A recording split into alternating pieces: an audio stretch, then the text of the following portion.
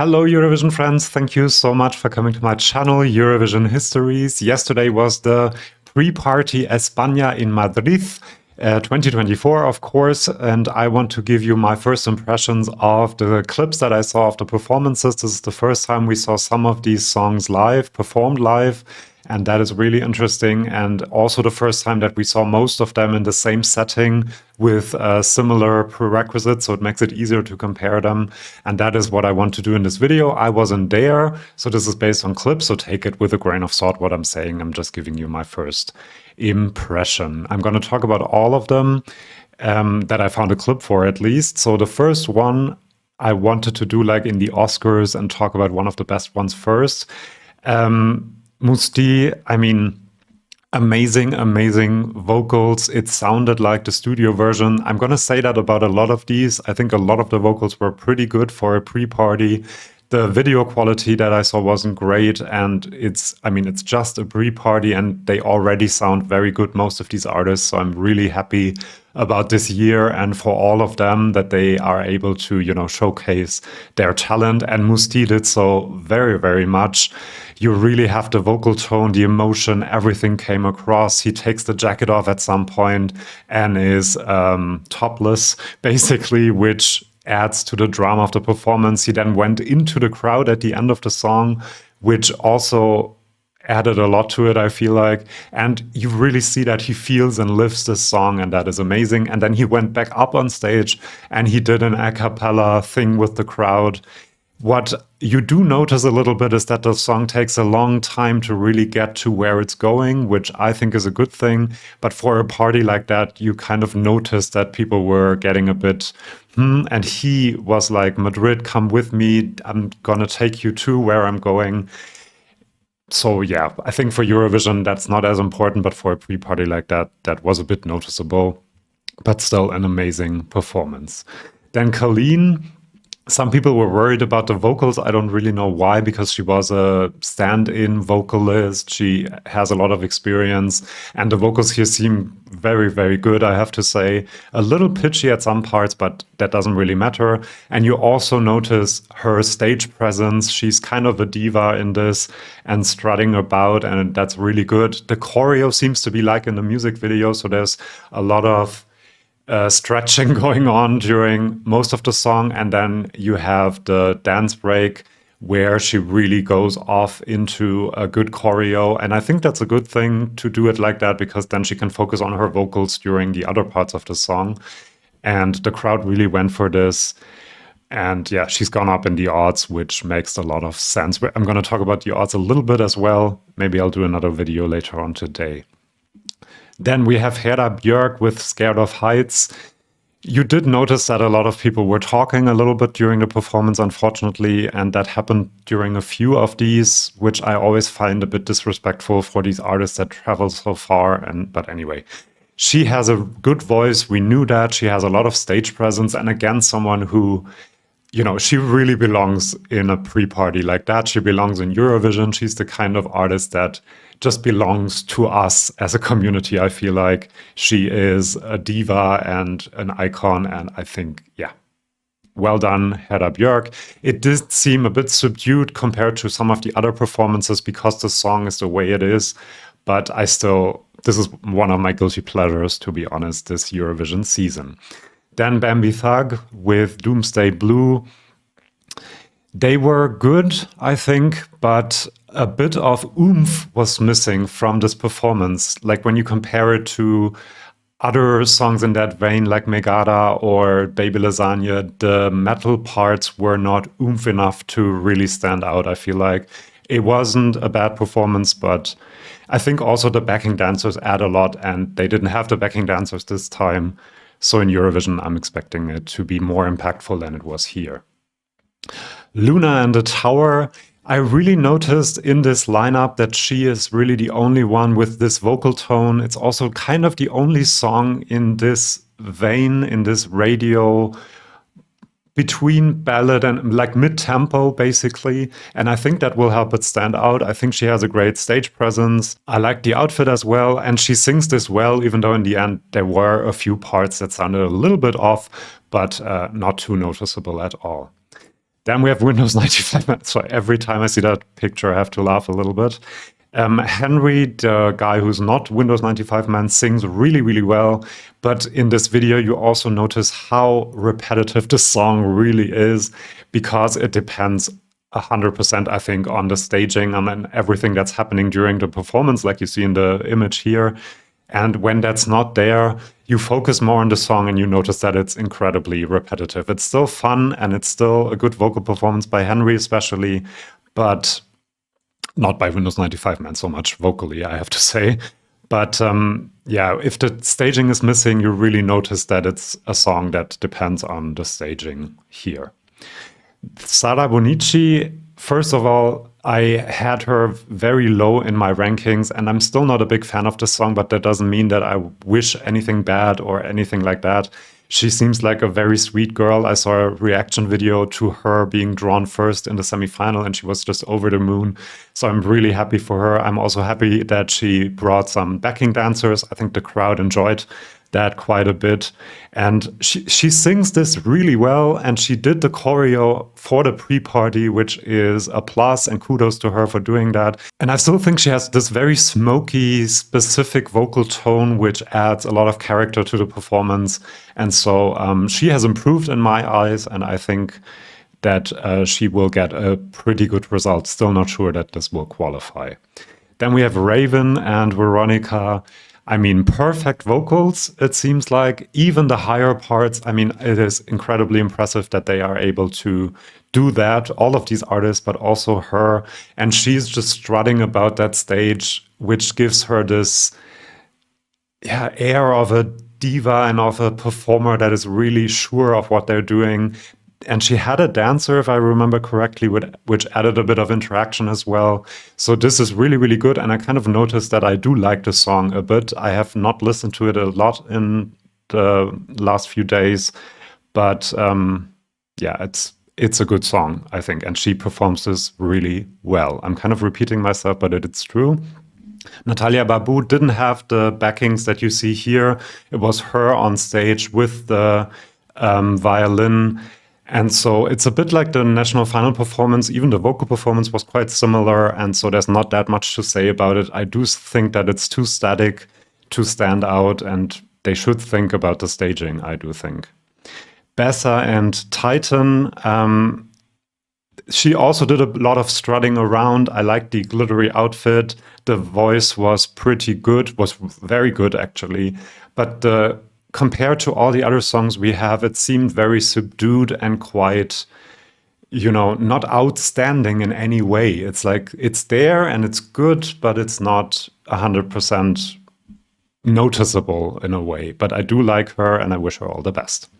Then we have Dons and Hollow. There was a lot of talking at the beginning of his performance, and kind of criticism to the people doing that, but kudos to him because he got into the song, into the vocal performance and the emotion of the song, even with all the talking. And I think that is really a testament to a great artist, I have to say. The vocals were perfect. The outfit he had on, he was sleeveless, and I think that is a good choice, actually, better than the one that he has on in the image you can see there. And I mean, the emotion was just there, and that is the most important part about a ballad like this. And I wish him all the best, and I hope that they can qualify with this. Still not 100% sure. Then Aiko with Pedestal for Czechia. I mean, the outfit already is so much better than during the national final. We always talked about that she has to improve the vocal performance. She was wearing this silver dress, by the way, which showed a lot of leg, which is much better than this jumpsuit she had on during the national final. She moved a lot less and focused more on her voice, and that made her able to, I think, improve her voice. It's way less pitchy, breathy than during the national final performance. It sounded quite good. I think the revamp helped this song as well, with the talking part in the middle, which kind of tells the story of what the song is about, which is also good. And so this has been the biggest improvement, kind of, compared to my expectations before this. The long note at the end was a bit off at the beginning, but then she found the right tone. And that tells you that she knows where the right tone is. It's not about her not being able to sing, but she needs more practice. And if she practices a bit more, this will be a very good performance. And you just really also notice that this is a good song, actually. I always said that the song is there. And if it's performed well, it will do well. And this makes predicting the semifinals harder and harder because Malta and Czechia, the ones that I thought were out already, are now improving, and it's going to be very hard to predict. And this year is just incredible, so open, we don't know who's going to win. Then we have Sabba with Sand, good vocals, sometimes a little bit strained, but a bit repetitive also as a song. And again, in the lineup of everything else, it seemed a bit subdued to me. But I know that I'm not the biggest fan of the song. That might influence my opinion. And so let me know if you have a different one. Jerry Heil and Alona, very sweet at the beginning. They kind of try to get the crowd going. All of the divas, they said, are in the audience, basically, which is really fun to me to say that. And the performance also seemed a bit more coherent. It was already very good in the national final. I never said anything else. But the choreo, they are together at the beginning, and you really see them as a duo, not as two separate singers. I do think that needs to be a bit more interaction between them, but there is more than during the national final, which is very good. I mean, the vocals were very good by Jerry Heil, and also the rap by Alona. Alona was just perfect. Very well done. I hope they get a new graphic. They had this wavy blue thing in the background again. I'm quite sure they will have an improved staging for Eurovision. But I also noticed that this is just a great song in itself. It creates a soundscape that is really cool and nice to listen to. So this is a contender, I think, for the win. Meada and Once, they were kind of on home turf, even though they're representing San Marino. Not kind of, they were on home turf. They're from Spain. They got the crowd going as well. And this had the energy and the oomph that I was kind of missing from Bambi, for example. The crowd really went for it. She was on that stage, living the moment. And it was just great to see. And she sings Otra gente me querrá, some others will like me if you don't, and they have really found their audience. I think they really went for it. They belong into that pre-party, so yeah, it was fun to watch that, and maybe they will qualify. I don't know anymore at all. This was another one that I really like to see because they both seem so sweet together on that stage. I don't know how it's so fun as well. There are many different parts to the song. I didn't realize that before. There's the flute solo. There's the callback with the audience that will work really well, I think, in Eurovision and create a moment. Then there is her singing. There's just many different focuses in the song, which keeps you engaged and keeps you interested. And that's very good, I think. And it's a very short song, but it kind of works in that way. And it reminded me of Trenule Tool a lot, which of course came third in Eurovision. So if they get a good late running order and are surrounded by slower songs, I think this could really stand out. And they are just so much fun to watch. The vocals were good as well. And at the end of the song, they also did a call back and forth with the audience. And they have half a minute that they could use in the Eurovision performance. So I was like, maybe they're going to do that in Eurovision as well, or try to do it.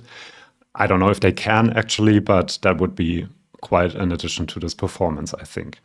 Then we have Tia Dora, lots of talking again during that performance, a bit sad about that, but still great vocals, very similar to the national final. She really knows her stuff. She knows how to sing, she knows how to perform. Not a lot else to say about this, no criticism at all. Then we have Ollie Alexander for the UK. Good vocals, it sounded good, his voice, and he has a lot of backing support. He had two backing singers with him. I think that might be a lesson learned from last year when May Muller didn't have any backing support and people criticized her for the vocal performance. Not that Ollie Alexander is on the same level as a vocalist as May Muller. He's a good vocalist, I think. But adding that layer of backing actually helped him, I do think. Something was wrong also with his audio. You could notice someone went on the stage and fixed something and he just powered through, which is a great testament to a good artist and an experienced artist. So kudos for him for that. But again, compared to the other songs we have this year, this seemed a bit subdued. That might also be because I'm not the biggest fan of the song. Other people might love it a lot, but it kind of seems a bit like something outstanding in the song is missing a little bit. But he has good stage presence, and yeah, we can expect a good performance, I think, in Eurovision. Marcus and Martinus, this is a bit like Finland, I thought, because the song depends on the staging quite a lot. But I have to say, this was good. They were having fun. You notice that they are really living the moment, and I think that it's amazing. And even without the elaborate staging, this kind of worked as a song. It's a good, catchy pop song. It has more oomph, for example, than Dizzy. And the direct comparison, you know, this is better than the UK entry, I think. And they are not going to win Eurovision, but they're going to have a good time in Malmö. And I also think that adding the staging will elevate this 100%, like we've seen in Melody Festival. And of course, and good for them that they're going to the pre-party. Sylvester Belt, watching the video, I noticed that the choreo really fits the song perfectly because he does it alone. In the national final performance, he had all of the backing dancers with him. But here it accentuates really how well the choreo and his movements fit the music of the song, which is really cool. He was wearing a white outfit. I think the red outfit from the national final is better, but it's just a pre-party, obviously. And some of it is almost spoken word when he sings it. But it was a good performance, great performance, not much else to say. Well done. Now we get into the ones that I really, really loved.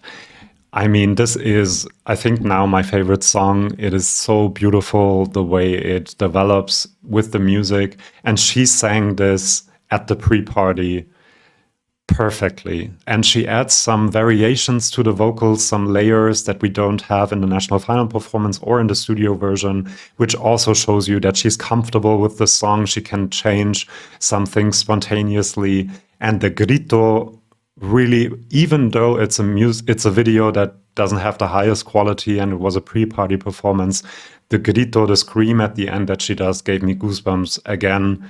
And she is just amazing. And she did some of the movements, but I also noticed without the dancers, it's a little less impactful. So they really have a great choreography where each part of the movement of the dancers adds something to the song.